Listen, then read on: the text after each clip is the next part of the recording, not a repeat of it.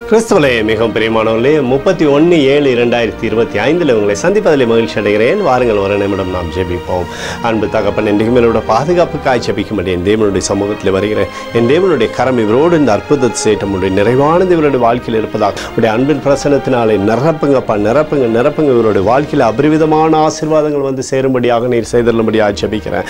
இயேசு கிறிஸ்து சிந்தின பரிசுத்த ரத்தத்தை இவர் மீதும் ஒரு குடும்பத்தின் மீதும் செய்கிற சகல காரியத்தின் மீது பூசுகிறேன். ஆகவே இந்த நாள் முழுவதும் பாதுகாப்பு இருக்கட்டும். செல்லக்கூடிய இடத்திலெல்லாம் வெற்றியும் சமாதானமும் சந்தோஷத்தையும் நீ தரும்படியாய் ஜெபிக்கிறேன் தகப்பனே.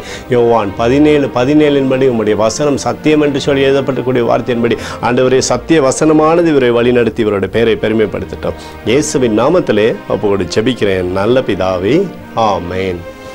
பிரியமான ஜெப பங்காளரே, ஒரு நிமிடம் நம்ம இந்திய தேசத்திற்காகவும் ஜெபிப்போம். அன்பு தகப்பனே, 31/7/2025 இந்திய தேசத்திற்காக ஜெபிக்கும்படியாய் நம்முடைய சமூகத்தில் வருகிறேன்.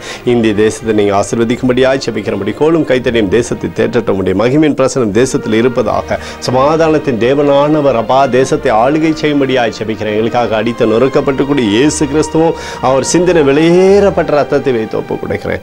அத்தோடு இந்திய தேசத்தில் எழுப்புதலை தரும்படியாய் ஜெபிக்கிறேன். எழுப்புதலை தருவீராக எழுப்பதில் எங்கள் கண்கள் பார்க்கும்படி நீர் ஆசீர்வதிக்கும்படி ஜெபிக்கிறேன். நேற்றும் இன்றும் என்றும் மாறாதவராகி இயேசுவின் நாமத்திலே அப்போது ஜெபிக்கிறேன் நல்ல பிதாவே, ஆமென்.